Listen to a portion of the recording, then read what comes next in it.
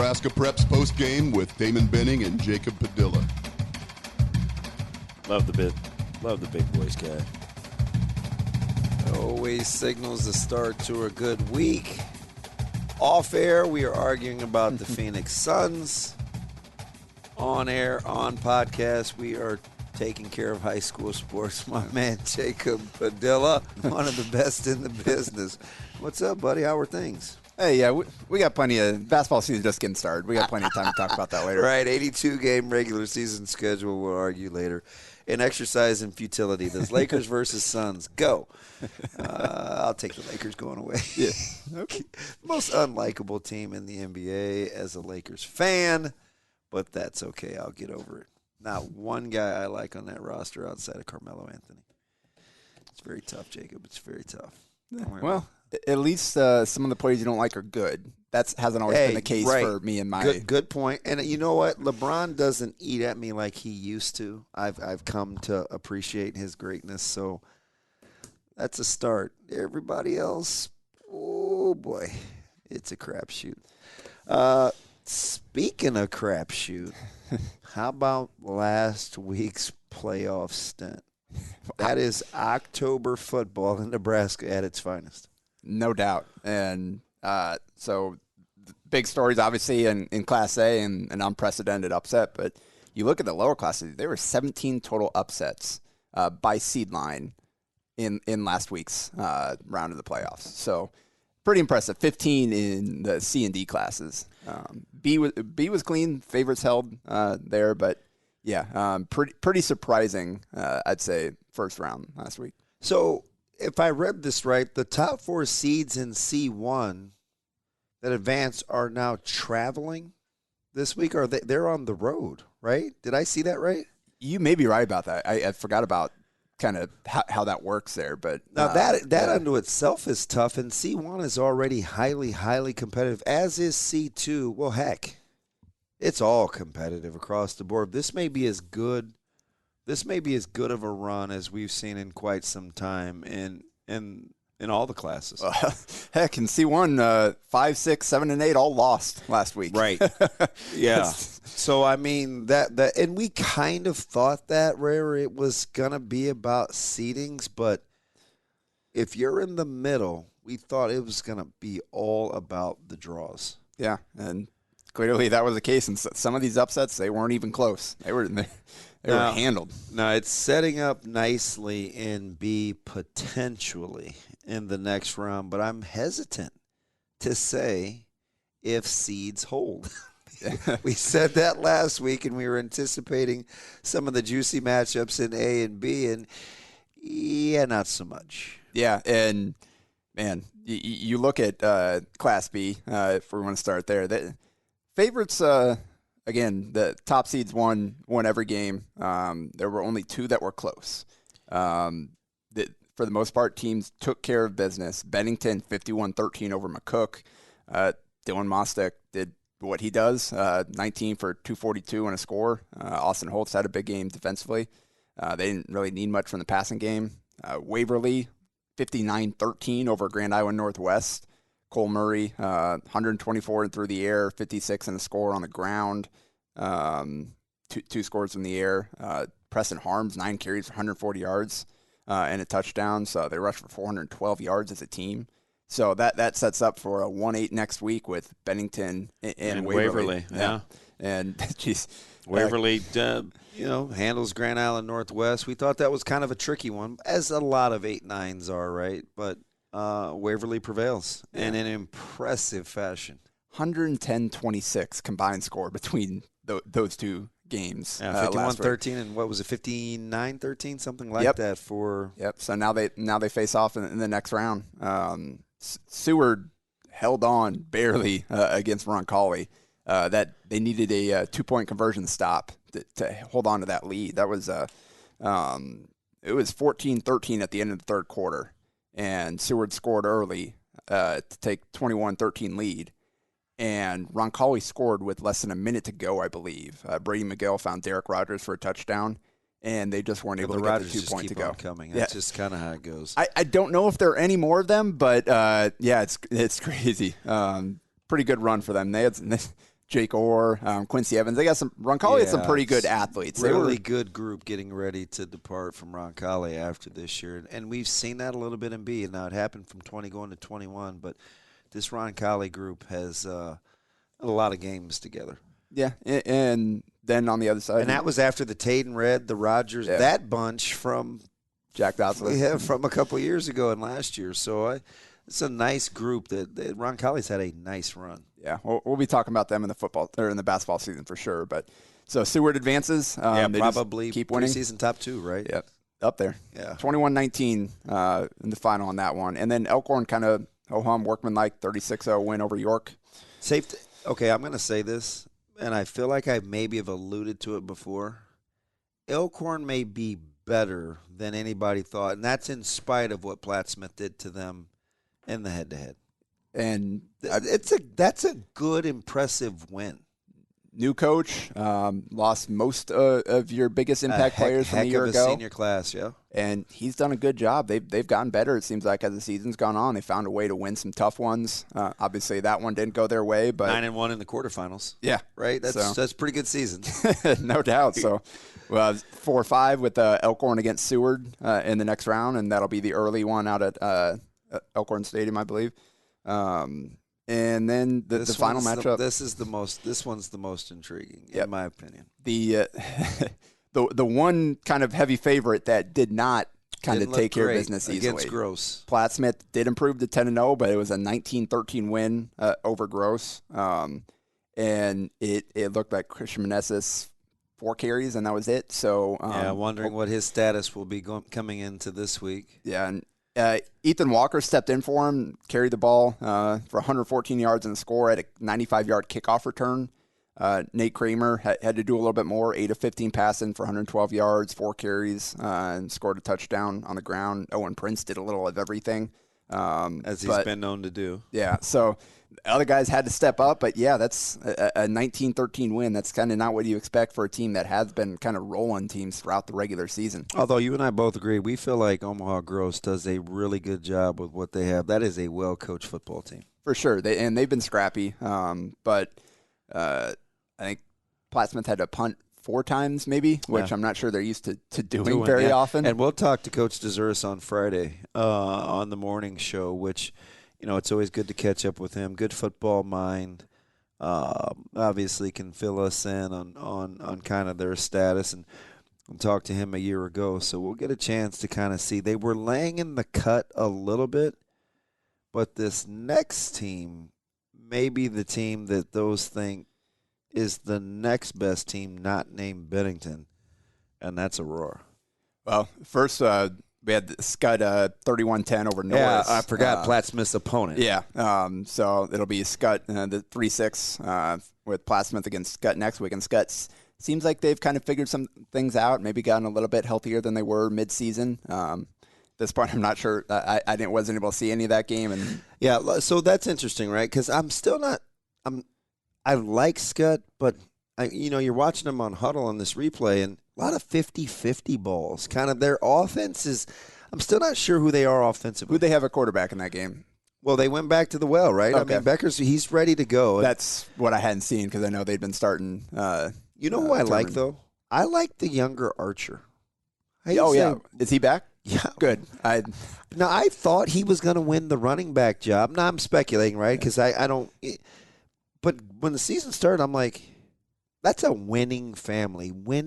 Like, those guys are good. And now late, it seems like he's emerging. But they kind of got away from him a little bit after the first couple big carries. Yeah, Wyatt, undersized but plays hard, really good athlete. Basketball player, too, and he plays basketball like a football player. Hey, wash, going rinse, hard. repeat with the Archer family, right? Yeah. Undersized, so lay it on the line, tough, consummate competitors. I'm pretty much Team Archer. Yeah, so Scott's kind of been dealt a tough hand this year with all they had to replace from last year and the injuries, and it seems like they'd never really quite been able to get into a rhythm, but here they are, 7-3, with the chance to take on Plattsmouth here in the next round. Yeah, and unfortunately fast-forwarded to Aurora and Scotts Bluff, but Man, it's almost like we're speaking it into existence with Aurora, and 43-0 at halftime over Lexington. yeah, here they come, and all of a sudden they're in the quarters, right?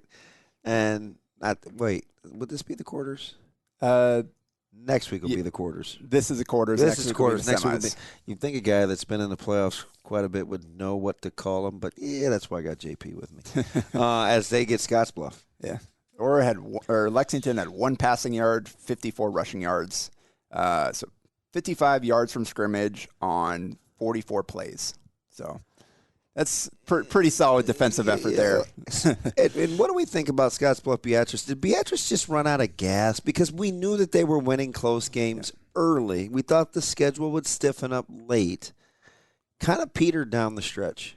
That may be true, but man, Scottsbluff, it's always tough with some of the Western teams where we don't get to see them in person very much, or if at all. And man, that quarterback running back duo for Scottsbluff is that's what everybody says. That's what we talk about all the senior running backs. Sebastian Boyle is going to be among the group we talk about next year for sure. That's funny. One of the good things about this podcast is that's the second time in 3 weeks that he's alluded to this. So if he speaks this into existence, give my man some props, because there aren't very many people with 402 that start in the area that start with that as their area code that would be privy to that information, like my man Jacob Padilla. I mean, 29 carries for 315 yards and 3 touchdowns speaks for itself. Every week. And then you couple that with Braden Stoll, a quarterback, who 4 for 6 passing for 94 yards. So they hit some shot plays and a touchdown, and 15 carries for 182 yards and 3 scores himself. That's a lot of yardage between those two guys. Almost 500 yards. Which matchup is the one that you're looking forward to the most if you're going to try to peg it? Is it Platt Smith and Scott, or is there another one that's on the radar? I think you may go Aurora Scottsbluff, though. The Platt Smith Scott one is probably the most intriguing, kind of the wild card game, because at this point we're not quite sure what the deal what Christian the health-wise, is. yeah. And he does so much for that team. Yeah, and we saw it again, even though they won and they put up some good yardage, it wasn't the same without a guy like that, where their emotional leader as well. Exactly. And he's done so much for that program. Takes your entire defense to slow him down. So that'll be definitely one to watch. Just kind of wondering how that plays out, who is all going to be playing for both teams there. Again, like we said, Scud's kind of ramping up towards this. They've been here before. The coaching staff certainly knows how to get it done in the postseason. So, I think that'll probably be the Aurora Scottsbluff. I think is definitely going to be interesting. The way that Aurora is playing right now, you wonder. I forgot. Did these teams match up previously? Let me check. I think this is their first meeting. Okay. I think I'm 99.9% sure this is their first meeting, which means there's 43-22 loss. I was going to say, which means there's a good chance that I'm going to be wrong. Yeah. Just getting ready to say that. So 43-22 loss in week 2 or week 3. Because it was after their 2 big opening games where we felt like a little bounce back. And both of their losses came in the first 3 weeks. They lost to a Colorado team in week 1. And since then, they have been rolling teams. GI Northwest I guess McCook's kind of kept it low scoring. They're the only one that slowed them down. I actually think familiarity in this one helps Scottsbluff, because Aurora they've seen it before. Yeah, I was just getting ready to say there's no secrecy or the aura of Aurora with this one, because Scottsbluff has seen them before. Yeah. So I mean, at this point, the way that Aurora's been playing, the way that previously, I don't know that you'd be surprised by Aurora winning handily, but I think Scottsbluff has enough, and I think they've improved as season's gone on to make that interesting for sure. So let me I'll give you the quick rundown. I'll take Bennington over Waverly. Yeah. I'll take Elkhorn over Seward. Agreed. I'll take Platt Smith over Yeah. And I'll take Aurora over Scottsbluff. I wish I knew a little bit more on a Wednesday about where Platt Smith is, but as of right now, I'll take Platt Smith. And I mean, seeding's held in the first round. why not in the second round there? Are you going chalky as well? I guess I'll take the same picks. All right, well, you won't get that often. We're in lockstep agreement, me and old JP. Let's jump over to A where wow. I asked a good buddy of mine, and his kiddos go to Millard South, one plays basketball. I asked him last week, I said, would you take Millard South or the field? Right, because Millard South's been dominant, right? He says, I'll take the field. I'm just not sure. I said, well, he said, well, Bellevue West and Westside are on the other half. I said, well, one of those is going to cancel out. They only have to beat one of those two teams. He said, I'll take the field. He was animate. After the final on Friday night, he texted me. He says, I told you, take the field. I don't know what he knew, but no way he knew that North was going to have over 300 yards passing and outscore Millard South in a shootout. Yeah, no, I got home. I went to the doubleheader at Burke Stadium, so I got home and pulled up my phone and was looking at Twitter, and I saw the final score tweet, and I was like, what? And immediately after that, I get a phone call from Sauter. Yeah. And so we talked it out. I was like, so here's the funny thing, and I'm not afraid to admit this. So we got done early because we had put Papio South on the running clock. So we're in the locker room, and we hear the kids kind of cheering.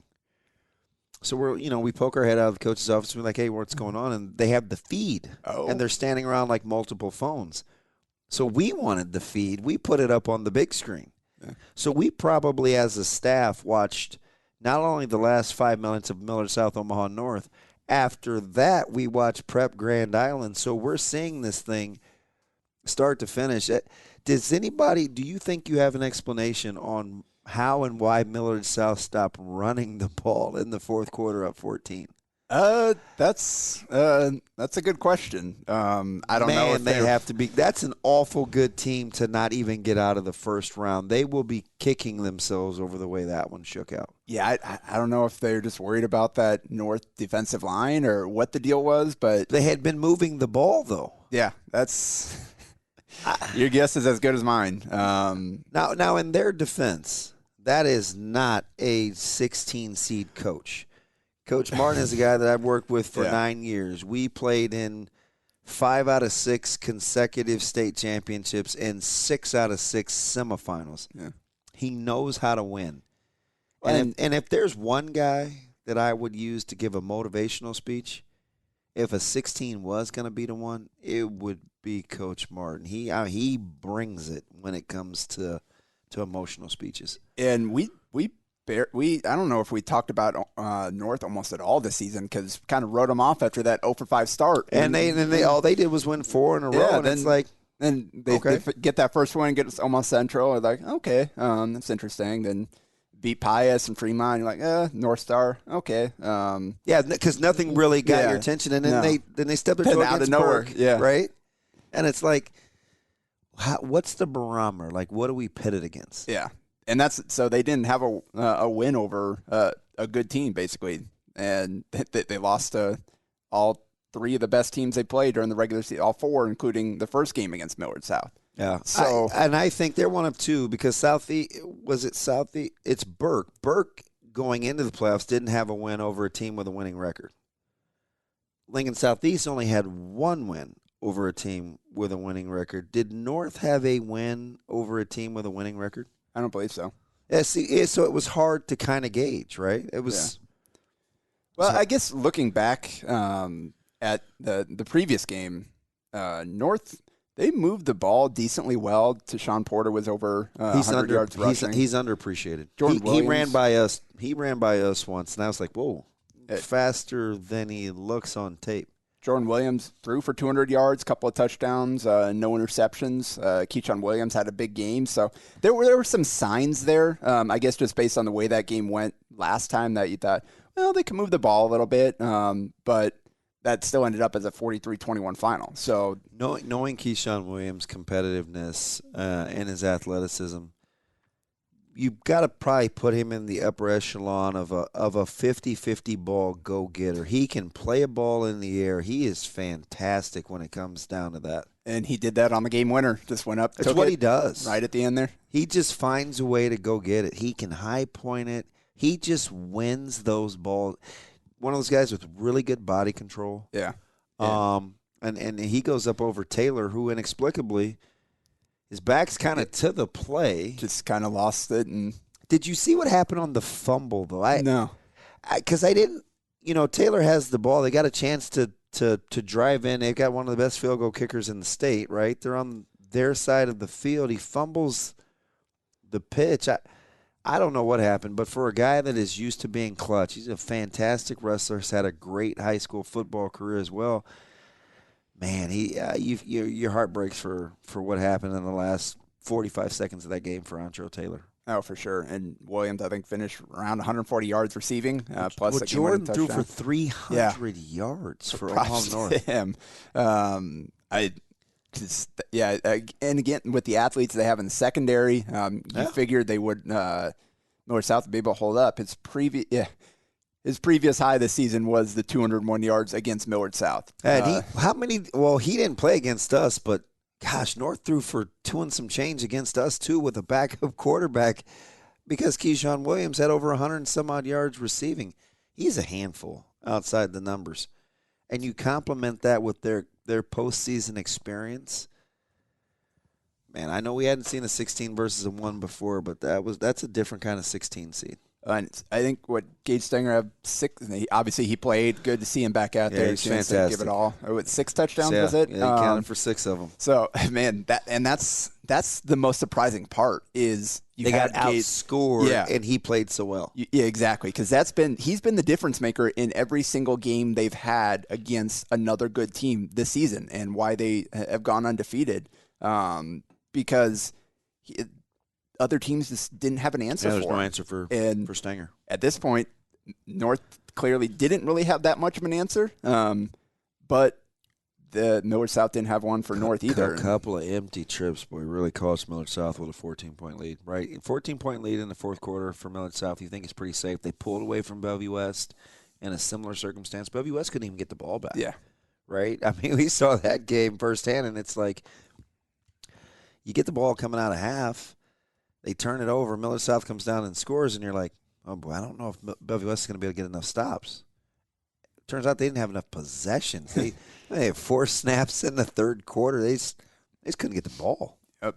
And so Omaha North moves on, and so now North Platte, 24-17, holding on against Columbus, will now get a home game. Always tough in a rematch, isn't it? Yeah, and Vince Genatone didn't play in the previous game. We figured that would make a difference if he was able to go. He was. 9 carries, 74 yards, 13 tackles. Just basically what he does every single game. Assuming the snow has melted, too. Monday and Tuesday, boy, it was thick. I was getting pictures out there on the internet. It was they were plowing in peas at North Platte's field. They will be ready for the Omaha North Vikings. That one's going to be interesting. And Brock Robley, 32 carries, 180 yards in the score. Kind of the power back there in that multifaceted running attack, and didn't complete a pass, 0 for 1, but 356 yards on the ground.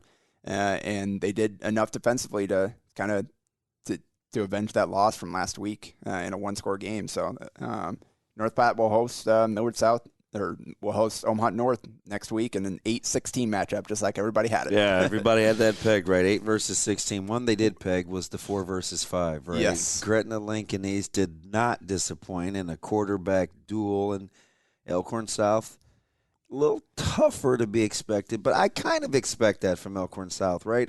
I've talked all year. They coach in a way to play close games. They win close games. It's just kind of who they are. Yeah. And Gretna and Lincoln East, I think 101 points. I think everybody probably pegged that. I don't know that they expected 400 yards rushing between the two teams. Yeah, Huber really adds a different dimension for Gretna. If he can run, he's the X factor this week before we get into previews and just a little bit of time left. He's the difference between Elkhorn South and Gretna the second time around. What happens with Huber? 178 yards, 2 scores, plus he caught 4 passes for 27 yards and a score, 13 tackles on defense. That dude is tough, but how about the quarterbacks using their legs? Yeah. Neither one has really been known for that. They've shown the ability to keep plays alive and be effective in the goal line, but neither one of them guys that you've really seen running free in the field. Flores, 11 carries for 58 yards and 2 touchdowns for Gretna, in addition to 256 yards and 2 scores in the air. And Noah Walters, 11 carries for 72 yards in the score, plus 431 yards and 5 touchdowns through the air. They each had a pick. Braden Cheney, a little bit of everything, 50-yard receiving touchdown, 99-yard kickoff return touchdown, 7 tackles, a pick. And then obviously that receiver combo for East, Billy Stevenson, 10 for $166. It's good to see him back kind of playing at a high level. Cooper Erickson, 4 for 161 and 2. So it's a lot of yardage between those two. And then Malachi Coleman had a huge game defensively, 13 tackles, half a sack, pass defense, and caught a long touchdown as well. One of the more intriguing high school prospects, isn't he? Because he's kind of just getting started. Oh, yeah. Fantastic athlete that can do a multitude of things. Really high ceiling for Malachi Coleman. Especially once he gets in a college strength and conditioning program. Yeah. You bump down. Elkhorn South survives, Kearney. Late run. It was 28-20. Kearney had the ball late. They turn it over. Elkhorn South salts clock. It's a late score. Score wasn't quite as indicative of how close that game was. It was tied in the second quarter, and then Elkhorn South just kind of flexes muscles, 22-7 the rest of the way. And it seemed like, obviously I haven't seen a full box so far, but it seemed like Will Scratus actually a couple of long touchdown passes, ran for a long one. Seemed like he played pretty well, and if he's playing well, I know, to right? go with that running game, that's a different dimension. 100%. Because then you can get Coy Wilkie involved in the passing game. You know already about Cole Ballard in the ground game. Scratus is a nice little X factor for them. So the Gretna Elkhorn South rematch out at Elkhorn Stadium will be the late game on Friday. Yeah, they get the 8 o'clock kickoff because of the 4 p.m. game with Elkhorn playing earlier in the doubleheader. Indeed. So that was a heck of a game during the regular season. I'm looking forward to seeing how this rematch turns out. Bellevue West does what they do, hammering and then pulling away from a Papio bunch who will kind of be left scratching their head after this season, what could have been in terms of health and just being dialed in. But Bellevue West appears to be ramping up, and they are now the team that has become the clear-cut favorite, I think, in my opinion, and it's in my sphere of influence. It's who people like. You know, they're obviously the most talented team, and now they're starting to figure it out a little bit defensively. Pretty workmanlike against the Monarchs. 63-26. So L.J. Richardson did what he did on the ground, 278 yards, but also threw for a touchdown just because why not? He's so good. Luke Johansson's been playing pretty solid football the second half of the season, and the thing about them is Kyrell Jordan this week for 100 yards receiving. It could be any of 5 different guys probably that could lead them in receiving in any given game. When he's dialed in, he makes them different. Yeah. Right? You know about Helms, you know about Riley Ducker, even T.K. Barnett for that matter. When you get him going, it's a total handful. And the one I was at was Creighton Prep in Grand Island, and boy, was that impressive with what they did there. And Grand Island took care of business, knocked off Prep 30-28 in the other big upset in the first round. So, again, a Coach Tomlin, Coach Bunch, you expect them to be in it. What were you thinking? You got to walk me through what you thought when Prep gets the completion late. They're getting into field goal range, and then all of a sudden the strip happens. That's just so tough. So what happened, Prep, they get the ball back and with the chance to go take the lead, and Jack Piernicki hits Thomas Lydon deep down the field, 37-yard gain. He's fighting for extra yardage, kind of battling forward, and then somebody comes in there and just pops the ball free and falls on it. Yeah, the whole staff, we're watching as we flipped over to that game online. We were like, oh, my gosh, he's run after cat. Oh, my gosh, he fumbled. That's kind of how the recreation went. And you can see the frustration on Lydon's face coming off the field. He's been their best receiver all year long, made the big play because they're well within striking distance with plenty of time there. If they hold on to the ball, he just goes down. But props to Grand Island for making the play, just keep and fighting. Props to Kyton Fife. Grand Island could not run the ball against that Prep front. They did what they've done all year long, controlled the line of scrimmage, but Kyton Fife, 23 for 37 for 310 yards, 3 touchdowns, and just 1 interception. Had a rushing touchdown, caught 2 passes for 16 yards early on when they kind of came out with Cohen Evans at quarterback and moved Fife off the ball on their first drive, just kind of catch Prep off off guard, and also punted the ball for them, 3 tackles. Once again, 2 of his punts inside the 20, almost 40 yards a punt. Like, Mr. Do everything. He didn't win with his legs this week like he has a lot. He did it with his arm, and they could not stop him on third down. He had some huge completions. One of the better players we played against, and they found they threw it to him a couple times. Really creative with how they use Fife. He's a big, strong kid, much bigger and faster seeing him in person than I think film does him justice. Yeah. So that was impressive. So now WS will host Grand Island in the next round.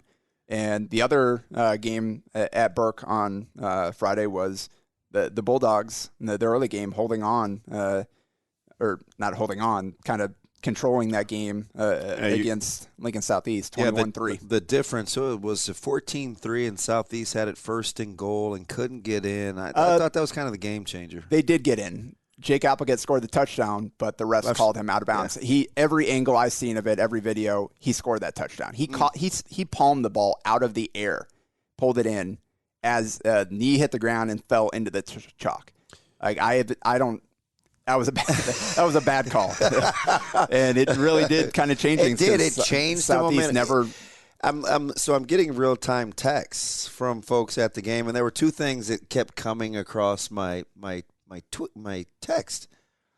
The trick play that went awry in the second quarter, which had Southeast fans besides themselves, but not getting the points on the first and goal, which they felt were good for all intents and purposes. They didn't think that they could get over the hump. Yeah, and it's what we wondered about heading into the season. It's what we talked about all. Quarterback play just wasn't good enough for Southeast, and they tried both 2 different guys, Baxter and Reddick, and they did not. They completed 1 pass in the second half. What do you make of Burke offensively? They were pretty. So Cooper Katsky played really well in that game. He was solid. Pretty good. He 16 for 24 for 165 yards, 2 scores, 8 carries for 65 yards rushing. So it's kind of kept moving the chains, moving them down the field. Got the ball to some of his playmakers when he needed to. Had a big touchdown late to Titan Glassman, who's a freshman. They've got Christian Jones, who Nebraska just offered as a freshman. Cameron Bell starting on the offensive line as a freshman.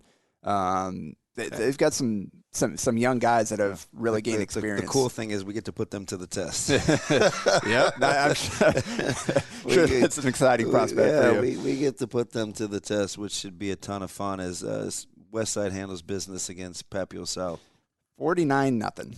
And you held Papio South to 37 yards rushing and 10 yards passing with an interception. Papio South's playing a backup quarterback, so it's unfortunate for them that they weren't able to be at full strength heading into the postseason, but I'm not sure it would have mattered.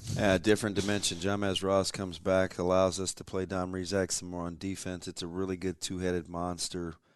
The efficiency of Anthony Rizak. It has been fun as Westside all of a sudden is extremely healthy heading into this one against Burke, which makes it for a pretty fun matchup. Is there a matchup in there? Are you looking dead square at that 4-5, or is there something else that kind of catches your eye in terms of being captivated? I think both the games in the top half of the bracket there, North Platte and Gretna, Elkhorn South. I think that those will probably be the most interesting ones. I'm guessing that I think Burke will put up a good fight, but I'm guessing that the bottom half there we'll see a Bellevue West side. Oh, you think chalk holds in the bottom? Is there an upset for you in terms of seedings? Maybe not what you think actually in terms of the teams. I could see either North or I would not be shocked to see North win with that defensive line with Terry and Brown and Hernandez up front going against that North Platte running game. That's going to be if they're disciplined, right? That flex point, you have to be gap sound and really on your assignments. But physically, that is an all-state caliber defensive line. And the tandem of Brown and Hernandez, and no disrespect to Terry, because he's really good. Yeah.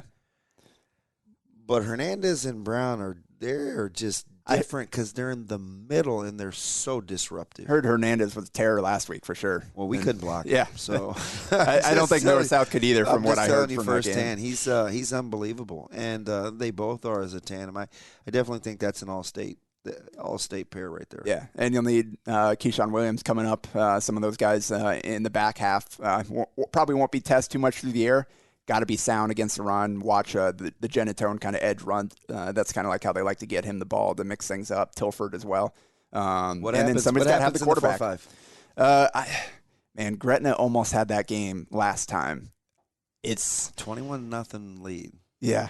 And they had the ball with a chance to go take the lead, and Maverick Noonan did Maverick Noonan things. So I would not be – I think I like the way that Gretna's playing right now. I think from what I heard, Elkhorn South is getting a little bit healthier. They'll have potentially have another dynamic than they were missing last time. But I'm thinking that might have to be the move for me just to try to get that doubleheader out there. But Gretna and Elkhorn South, I would not be surprised if Gretna kind of evens this thing up at 1-1. A little chalky in B, not as chalky in A. If we're kind of reading through the tea leaves, that's one of the best in the business. That's Jacob Padilla. I'm ODB. We'll be back next week for the semis. When I hope we're in it. If not, I'll still be in a good mood. I got my partner with me. We're back next week. It's Nebraska Preps postgame. A Hurrdat Media Production.